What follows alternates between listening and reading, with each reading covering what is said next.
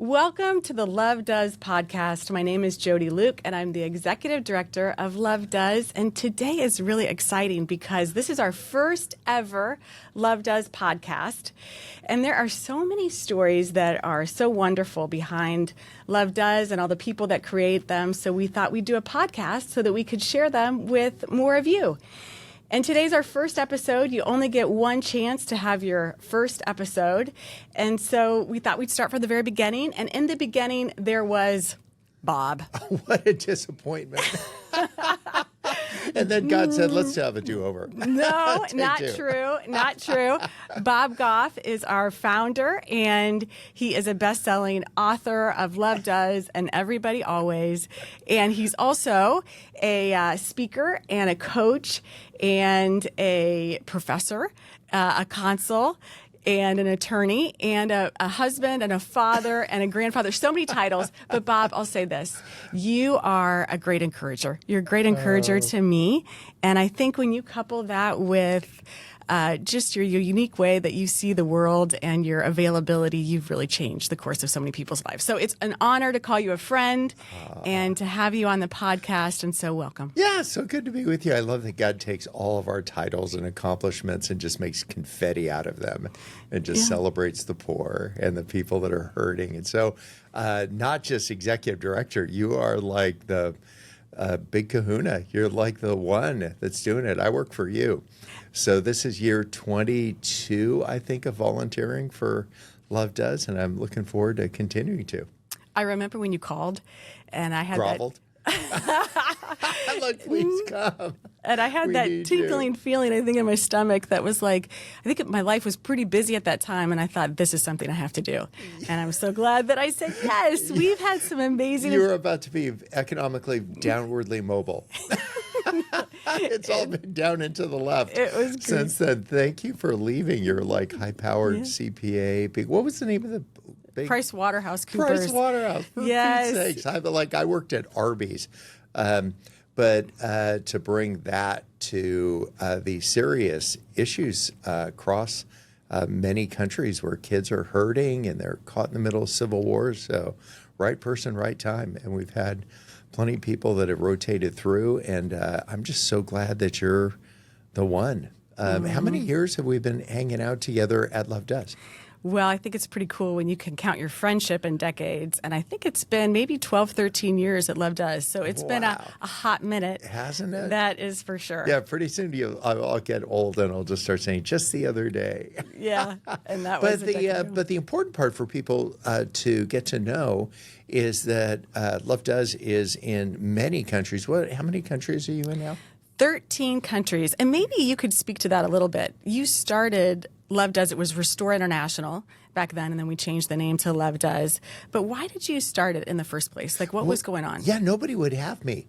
And so I bet people that are listening can relate to that. You've got this ambition. I was a lawyer at the time, and I liked being a lawyer, all right. But we were in the process, some people know, of taking our kids to meet these leaders in different parts of the world.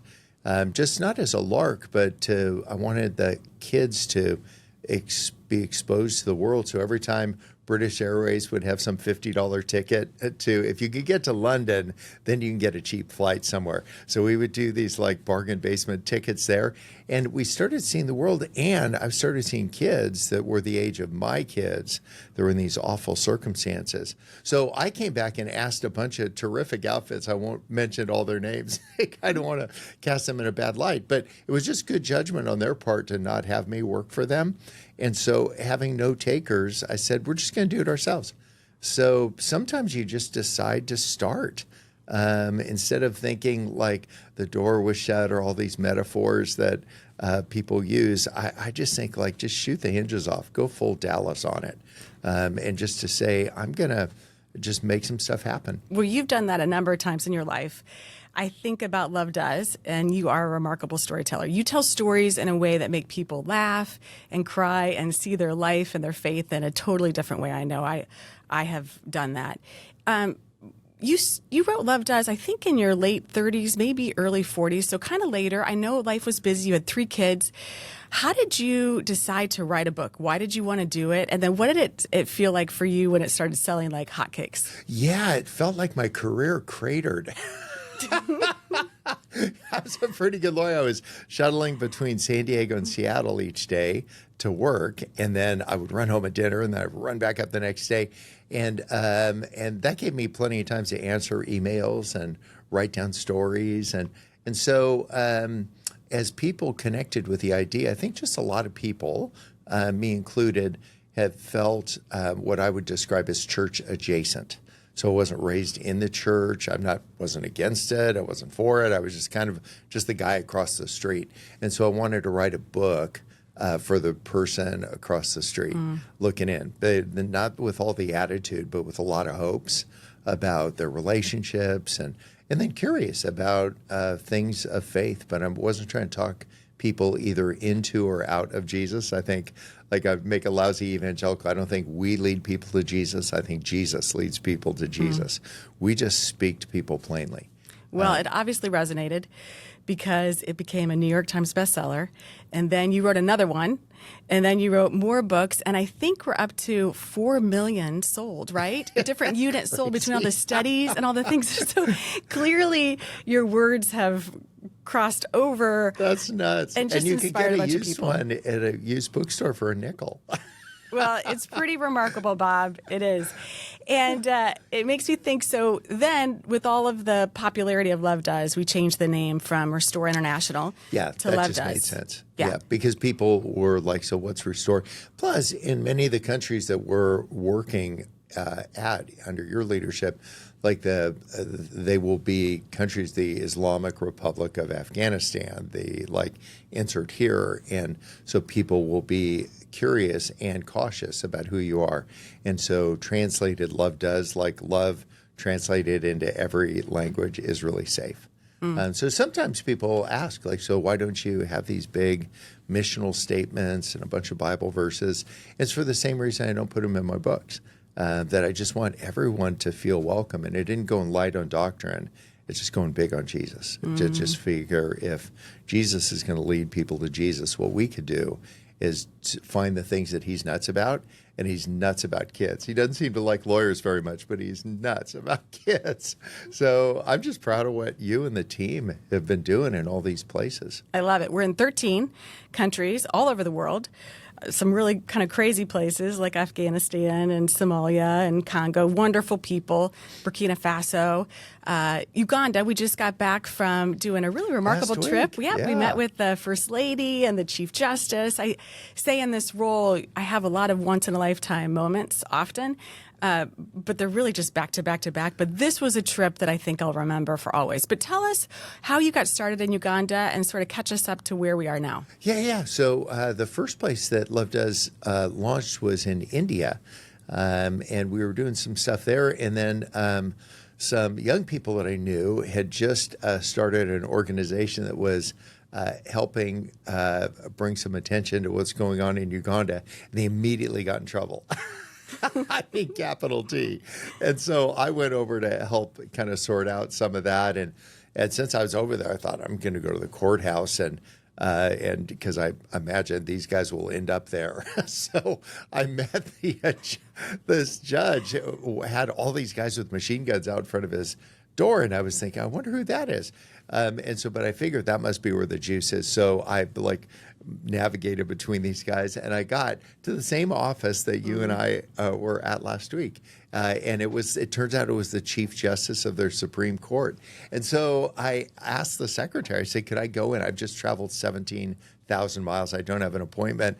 And she said, one moment. And then all of a sudden she opened the door, and he had his head down working on something. And then he looked up, and I just there was this connection. I don't think he felt a connection. I certainly felt a connection to love and justice. And we just had a great conversation about kids and justice. And all of northern Uganda, all the courts had been shut down for 15 years. So we just started talking. It was a great conversation. When we end, I gave him this great big bear hug. And you know when you hug somebody and they're not into it? Like pretty much everybody in New York. So I gave him this great big bear hug, and he said, "This is why I have guys with machine guns." And so it started this 20-year friendship. And every time I see him now, I give him a great big bear hug. He's retired, and they have a new terrific Chief Justice. And he has the same heart for people and kids and all that. So what I found is that if you get to know, kind of like in the book of Acts, one unschooled ordinary person and one person in a position of power in each country. So I can say in each of the countries, to know some unschooled ordinary people. This was Acts 10. They saw the courage of Peter and John, and they knew they'd been with Jesus. But they said, but aren't these just unschooled ordinary guys? And he goes, so find those people, and those are the ones you trust. And then find people in power, and those are the people who are there to help. I sure love our ordinary unschooled men and women that we get to work with around the world. I actually think they're pretty remarkable. We have to challenge that a little bit when you think of the credentials, like our Uganda director is an attorney, or out of all these teachers we have, we had a show of hands, like, who has a master's degree? And everybody's like, who has a doctorate? And like, there's something really beautiful. Like, we're not messing around with, we're not doing paper mache. We're doing physics, we're doing chemistry, we're doing astrophysics. Well, I love that because you've always called us to excellence in everything that we're doing. And fast forward in Uganda, 10, 15 years there's now this beautiful school that's popped up. And it didn't just pop up. There was a lot of really generous people that jumped in along the way. Yeah, and when we were walking around, you think of them and you think of sort of the legacy in there. And now we have a big project coming up. Can you speak to kind of what we're launching in Uganda now and kind of the opportunity of what that's going to look like for those people? We broke ground on a university. We've been giggling with tongue-in-cheek, but kind of seriously about going from diapers to doctorate. To have these places. It's one of those kind of like, can anything good come out of Nazareth? So Gulu was the epicenter in the north of this 25-year civil war. Every uprising starts in the north and sweeps to the south. That is why we have a 12-foot high, 3-foot thick wall around the entire, 80 acres, whatever it is. It is a big wall. It's a big wall. We went full Nehemiah on that one. So the next step in this process was get these graduates of ours into positions of power and leadership and parliament and doctors and lawyers. And we thought, why don't we build our own? So we did. We're breaking ground. And we are totally serious about this. I passed Jody a note at our gathering, and it just said these words: "We're building a zoo." This is Bob. This is what it's like to work with Bob. And Watch. you just go, really? Yes. And yes, it does. Oh, we're totally starting with giraffes. Like things that are easy to find if they get away. Like you wouldn't want like a snake. If it got away, you wouldn't want to find it in the first place. But like animals that don't bite people, like lions and all that, make a bad headline. But a giraffe, you'd be like, anybody seen this like 80-foot tall, long neck? Well, of course, they wanted to do a bobcat after you. But maybe we'll start with giraffe. And that's why people love you. You know, and a story along that line was when we were in Uganda, we had a dinner one of the nights at the Chief Justice's house. They were really doing a dinner to honor you and Danny and a lot of what you all have done to influence the judiciary there in a really wonderful way. And so it was this beautiful night, and a lot of the judges in the area and officials, it was a lot of security. I think if you were going to do something to the government of Uganda, that would have been the place to do something that night. But you got up to speak on justice. And so it was kind of a more serious speech. And in the middle, you know, there had been some Ugandan dancers on the side. You grab some maracas and you start shaking them. And then you start a Congo line. I don't know how you do a Congo line in Uganda, but it worked. It works. And you're going around and you're calling all these judges to be a part of it. They did not want to be a part of it at first. But you then grab some candlesticks and you're doing the silly dance in the front. And you're making everybody laugh. And I don't think anyone thought that that's what they would be doing that night. And they will remember that night with such a big smile. And you do that with everything. You bring joy and whimsy, confetti cannons, balloons. Why is that important to be injecting all of that in some of these places that we work? Yeah, I think it's there's a veneer of like just silly and yippee skippy and all that, but I would call it like a strategic whimsy, that underneath a veneer of happy, there's like a mile of intention and purpose and strategy. And so if you can embrace both of them, hold both of them in your hands at the same time, like joy and serious, love and justice, hope and sadness. Like this is the paradox of faith. This is the paradox of life that we have. Relationships can be so filled with joy and so incredibly tricky and painful and confusing and ambiguous. And so you're just positive about this, but then there's all the ambiguity over here.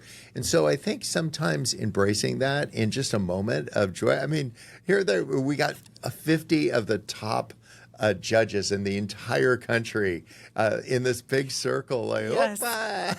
Yes, you were so loving fun. it. It was such a great picture of you with a smile, and you do it better than almost anybody. And it really is true. I have 3 kids. I've got one who's at Baylor, and I remember the day that I dropped her off, that I was so incredibly happy for her and so sad for myself. And that having that tension with those 2 really intense opposite emotions, you describe that and you live that all the time, really, really well. And I think like each of us wants to experience all of those. Like I'm a pretty happy, upbeat guy, so I'm not like looking for pain. But I think with the joy that maybe we've experienced, we can endure and we can enter into somebody's difficult times. Like with any modicum of certainty that you have, you can enter into their ambiguity. Instead of saying you need to think like me about faith or about virtue or about pick whatever it is, but then go to these places to learn. In Uganda, we were laughing with one of the friends, and even the Chief Justice was part of this, that when a man wants to propose to him and they want to get married, the man actually crawls on his hands and knees with his friends about 300 yards. Yeah. Further, depending on how much you like her. So you start hundreds of yards away and you start crawling towards the house on your hands and knees. And when you arrive, they completely ignore you. They just blow you up like, who is this man? Get him out of here. Somebody call him. And then you're trying to get the dad to say, okay, and you're talking about the dowry, like how many cows. And if you need the mom to chime in and say something, you have to pay her to chime in, like 100,000 shillings, and she'll put in a good word for you. And sometimes you have to bring some unique gifts. Do you remember this? Oh, yeah. In central Uganda, hind leg of a cow and a rocking chair, right? Makes sense. Yeah. And in northern Uganda, you just bring the cows and the goats. And if the negotiations break down, you need to crawl away. And crawl back. So I just think like to be a student of those things and to say, wow, I could see that. That's the power of stories. That's Matthew 13. It said that Jesus never spoke to anybody without telling them a story. And what we're tempted to do in faith gatherings is to sit in rows rather than circles and to tell information. And I got all the information I need. Unless it turns out water is bad for you, I'm fully informed. But what I want is some inspiration. Just tell me not about 4 words in love or about love in Greek. Just tell me somebody who's done some act of selfless love. Speaking of stories, you have found conflict and post-conflict zones as places that you really wanted to work, that you almost saw that the biggest opportunity for change could come in those countries and in those places. And I think of some of the people that have been impacted. Are there any that just pop to mind? Or maybe just types of people? I think of the launch students. Yeah, I'm just thinking, as you mentioned that, of Obama, who's a great kid. His parents have been killed by the Lord's Resistance Army, and he had this ambition, and he wanted to be a lawyer. Ever since he was this kid, he was years from being able to drive. And to sit with him last week, and he's now a lawyer, and to talk about his ambitions for the future. To think of a guy named Stephen who was sleeping under a truck in Gulu. and he wanted to be an engineer. And so he just found out there was a school. We had 9 students. I don't think 8 of them wanted to be there, but Stephen did. He was the 9th, and now he's a structural engineer, and he has built over 50 buildings for us. To just see that whole arc. For some students, they didn't want to go on to higher education, so they started young men drillers.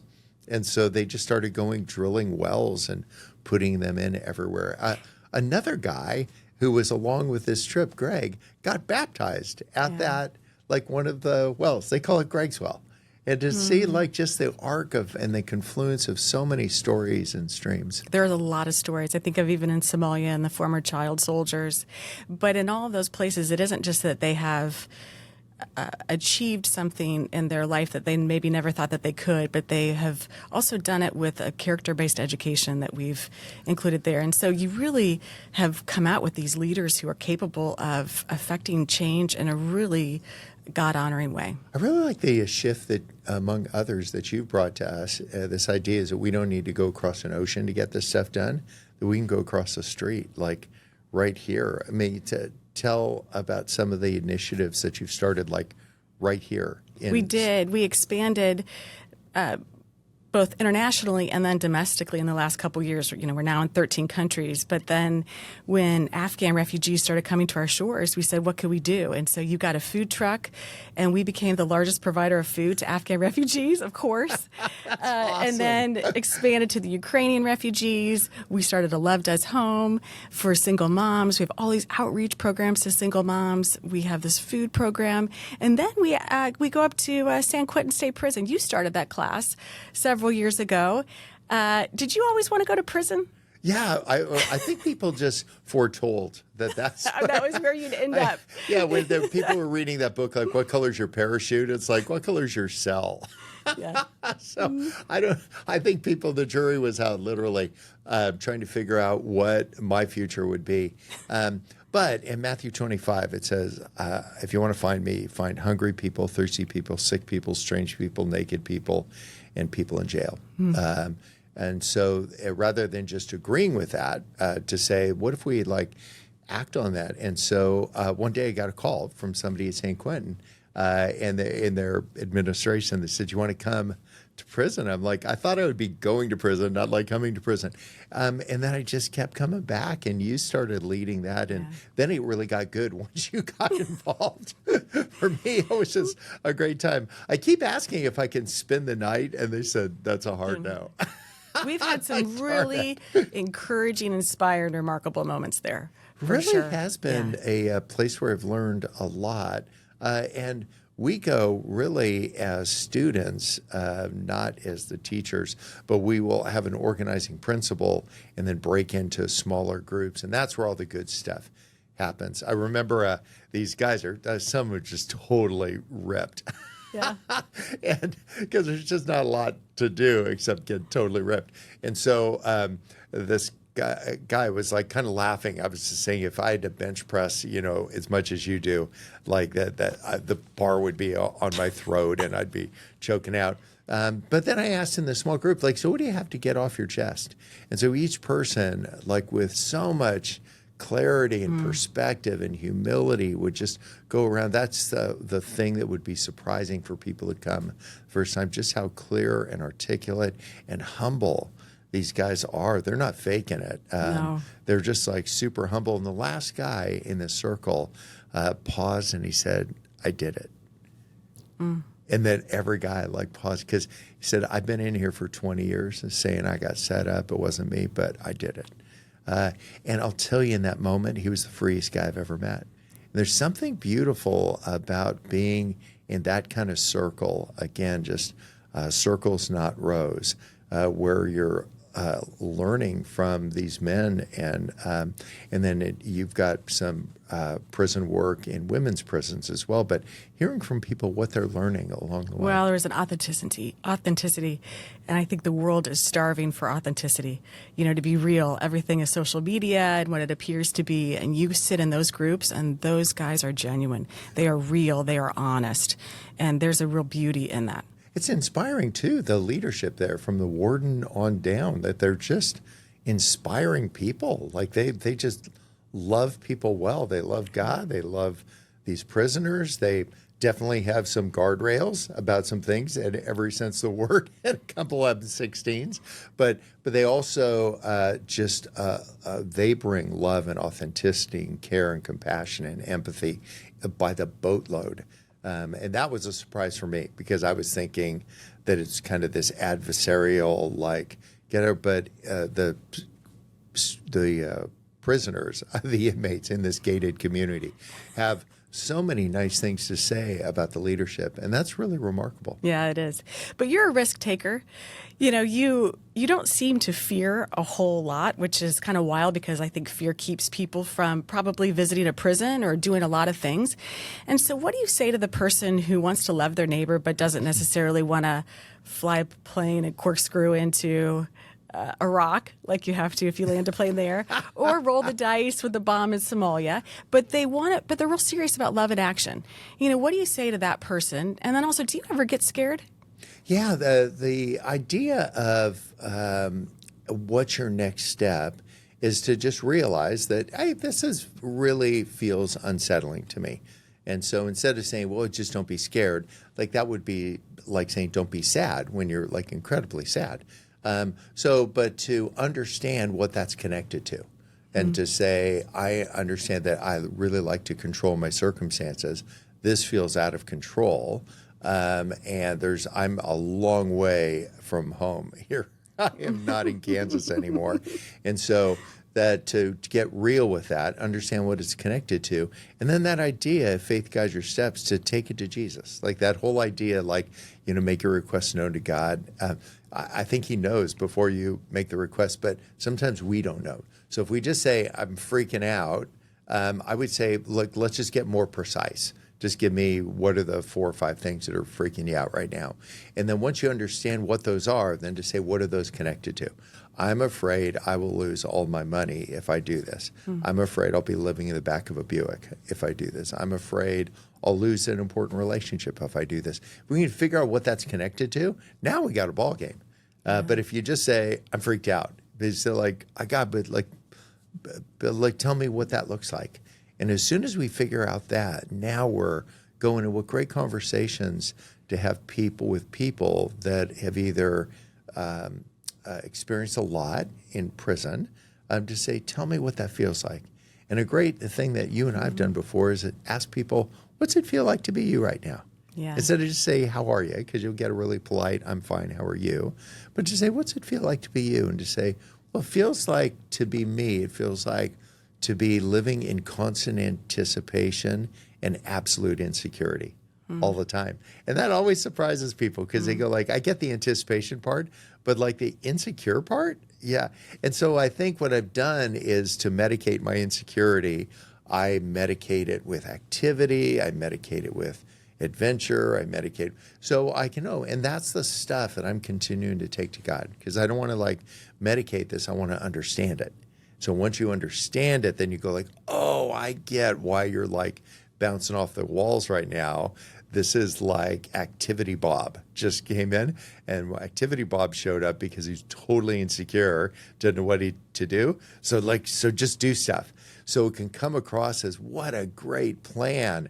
And I would say the subtitle, what an insecure guy. But I think God can use my insecurity and yours and whoever's listening. But I think we need to understand this is what's going on, and then find some way to not just over caffeinate and Red Bull out, and instead to have a sober, optimistic view of what God might be doing and how he might fit in. Well, I don't think you've gotten stuck in that. I think you've continued to walk forward over and over. And if you get stuck, sometimes you get paralyzed, but I think you haven't. And then I think you've just, again, like I said, you've been a great encouragement to so many people. I think of, there's not many people I know who have been a better advocate for women than you. And I've really benefited from that. I'm obviously in leadership. And when I think about all the stuff we've done around the world, early on, you started safe houses. We've got the Love Does Home. We've got a women's resource center in the Dominican Republic. All of our schools are 60-40 women, girls versus boys. Why was that a priority for you? I'm just finding in any generalization jumps the tracks pretty quick. But if you want a conversation, sometimes you'll find a guy. If you want to make something happen, find a gal. I think that's it in society. Take Uganda, for example. Most of it is driven by women. They are the people that are the heads of the households. They're the ones that are making things happen. Not exclusively, because we've got some amazing men that are working for us in Uganda. Yep. They all just stream to mind right now. However, oftentimes women are disadvantaged. Some kind of parochial views of gender and gender biases, and I don't feel militant about that. I just think, well, let's just have more girls there. I don't have a black armband on. Instead, I say, like, well, let's just go get 30 women in Parliament, and we'll address some of those things. So I don't think we can be as effective if we're advocating from a position of militancy, like that somebody's keeping me down and all that, but to operate with resolve, to say, well, what we decided to do under your leadership is to say we're going hard on some of these opportunities for women. And we've met some courageous, like the women are leading what's going on in Mogadishu, Somalia. Yeah. Ilwad and Fartoon, like, wow. So just find these amazing women, and a lot of the team over at Love Does, if you were to figure it out, they're not surprisingly, they're these go for it women. And one thing, I'm not blowing sunshine at you, but you make impossible things look simple. You're unflappable. And I think you bring that. That isn't gender specific, but that's Jody specific. And I think we just need more calm, collected heads looking at things and saying, how can we move the needle? Well, thank you for being a consistent support, and you have been over many, many years, and it's a big deal. Love Does has been around for 20 years, and I hope it's going to be around for a whole lot more. Where do you see it going in 10, 20, 50 years? Yeah, the less I'm involved, it seems that there's this inverse relationship. So the best thing I could do for Love Does would be step out, but I ain't not going to. I want to continue to volunteer and to tag along and to do these things, show up at places where it's helpful. And so I'm going to continue to do that. My belief is that we will still be like small and mighty. I mean, we have if you could count on one hand and probably have some fingers left over how many people we have working full time right here in the States. Now, you couldn't fill 10 buses with all the people we have working in other countries. But I really foresee that model continuing, where we just don't need to raise money to cover overhead, because like royalties from a couple books will do that. But to say, let's go build a university. And so I think what will happen is it will continue to do what seemed like impossible things because we have some really capable people leading us, like you and the others. And we'll just continue to swing for the fences. And it's one thing to have a great idea, but to be able to execute on a plan. And what I think I've seen you excel at is that you execute on a plan. So we say, like, great idea, let's have 6 more schools in Dominican. Execute on the plan, you're going to go visit the 6 schools. Yeah, we're kind of aggressive on the doing part. Yes, we go hard on doing it because everybody's got like an opinion. They're like Priuses. They're everywhere. But to just say what I want to do is actually activate that. And so people that want to have a lot of conversations, that I'm so grateful that you're involved because you can get involved in those. But I want to be like, let's just do it. Why don't we have the conversation on the way? Yeah. Let's have the conversation when we get there. But I don't want to go fly to another country to have a conversation why a school would be swell. I would say I want to fly to another country to meet the class that's already in session. So I find that hopefully we're kind about that, but we're definitely heavy on like, let's get her done. Yeah, we have a lot of great meetings on planes. Yes. When we're going to do something. Flying at 500 miles an hour, catch up. Writing down the agenda on a barf bag. Like, yes, there's been quite a few of those. Well, hey, I want to, so many people have read Love Does, Everybody Always. I thought it would be fun to sort of end the podcast by doing a Where Are They Now? there's so many stories that are really remarkable. Yeah. So Nice. I'm going to throw out a topic, and you just do a quick, where are they now? And if you haven't read Love Does or Everybody Always, they should totally pick it up. It's a quick read, and then revisit this because I think it'll be fun. Okay, so are you ready? Yeah, fire. It's awesome. Two Bunk John. John Niemeyer is now this high-powered lawyer, a father of several kids, married to an amazing woman, and they're living in San Diego, and his heart still beats for Uganda. You just show him, even at the graduation, he's sending us pictures of the first time he stepped on the land, and we're showing him herringbone walkways and 80 buildings. It was awesome. All right, Charlie, 20, now graduating from his last year of what would be high school in our system, but they're on the British system, and doing well. Rumor is there's a girl that he is sweet on. How about that? Who knew? Yeah, I know. Tyler, the photog with dreads, had to be cut off when he went to Somalia. Oh, yes. Tyler, what a good guy. Yeah, when I've heard of him, he's like these dreads like down to his waist. I'm like, dude, you're going to get shot in the face if you step off a plane in Mogadishu looking like that. And then they're going to come gunning for me. And we're still palling around. He was with you and I in Africa last week. You nabbed him to go to Nepal, and then he was off to India, and he was in Congo for us. And so he's still amazing. Out there being awesome, humble, just a great guy. Have you sailed to Hawaii again? Now you know the difference between North and True North. Yes, I haven't done. We've done 2 trips there and back, but we haven't gone a third time. But I'm itching to. All right, in the future. What about? Do you still have your office at Disneyland? Still go there pretty often. They did away with season passes for a little bit, but now they've reinstated them. So we're up there with 85 people, I think, in a week or so. Yeah, coming up. I like bringing people. Yeah, we'll meet outside of Disneyland, and we'll rent like something in downtown Disney, and then we'll have our gatherings in Disneyland. So if you want to talk about your future, there's somebody in Tomorrowland, and talk about your biggest fear, there'll be somebody at the Haunted Mansion. I love that. They haven't actually given us permission, but I'm like, sue me. Do you miss practicing law? Not a bit, but I feel like I still do it. I just don't get paid to do it. It's awesome. Yeah. So I don't actually practice because you can't give people advice if you're not licensed. It'd be like having a surgeon do an appendix removal and then find out they're not licensed. Even if they didn't leave the sponge in, that would be unsettling. So I'll just say, go ask your lawyer this. If they don't say yes, you got the wrong lawyer. I love it. I love it. How about, are you still in touch with any of the world leaders you met during that kid writing campaign? Oh, heck yeah. Oh, even with some of the current events that have been unfolding in the Middle East. There's one guy that did something that I was a little bit out of shape for him. In fun, but it was actually a little bit like, really? So turns out he's out an 18-wheeler. I don't think I told you. That was a deal I cut over the weekend. No.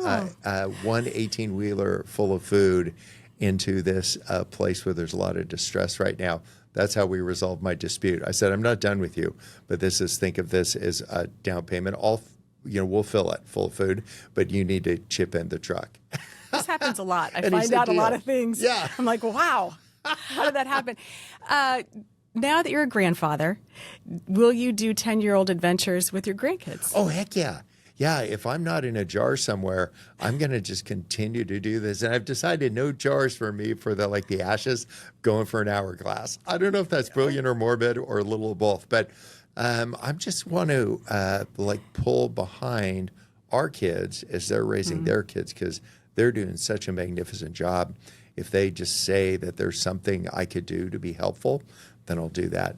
Are you still doing the New Year's parade where everybody participates and nobody watches? Everybody in, nobody watching, kind of just like judges at Ugandan gatherings. When it's time to dance, everybody dances, nobody watches. So, So this will be the 28th year, I think, this January 1st. All the stories, I love it. And we definitely have to end with, how is sweet Maria? She's doing remarkably well.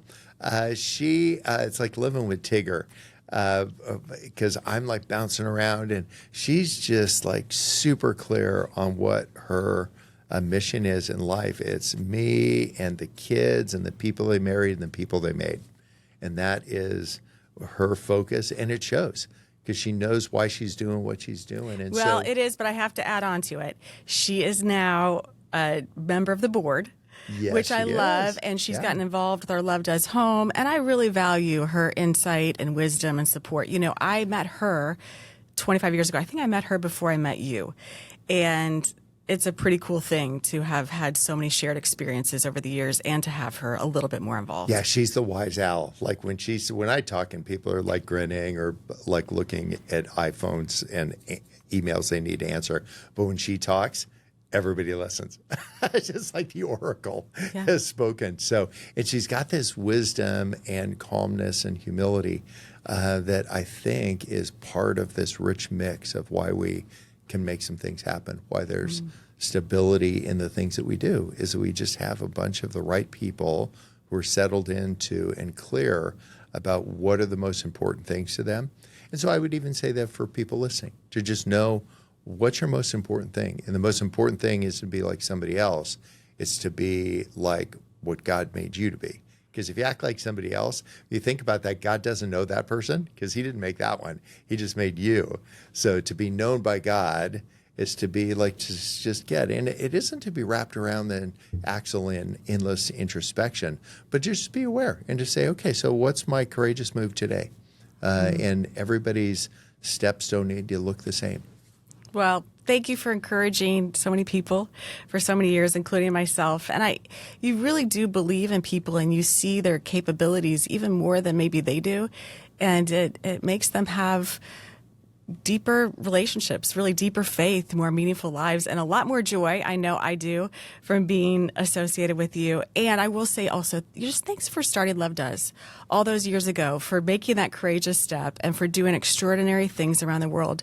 It is true. I think hungry have been fed, and sick people have gotten medicine, incarcerated women, children, widows, orphans, all of them, not all, I mean, a lot of them are in a lot better place, really, because of you. And so your impact, it's hard to even quantify it, but it's remarkable. So I just think, thank you. But I just think of this huge us thing going on, from a law partner, Danny DeWall, to just saying, hey, let's do more than just make money practicing law. Let's see, can we make a difference? And then all the people that got in the conga line, and then all the people like you that led it, and all the people that joined in, and then students who bought in, thousands and thousands of them sitting in chairs right now.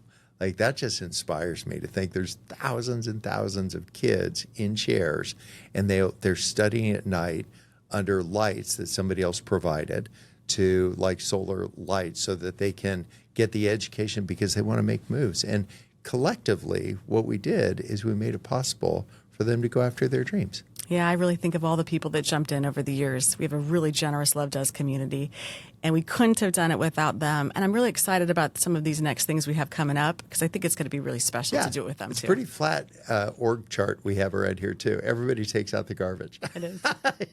Well, hey, thank you, and thank you for being my friend. Yeah, it is really let's keep this up. The privilege of my life. And thanks for your time today. First ever episode. Opa.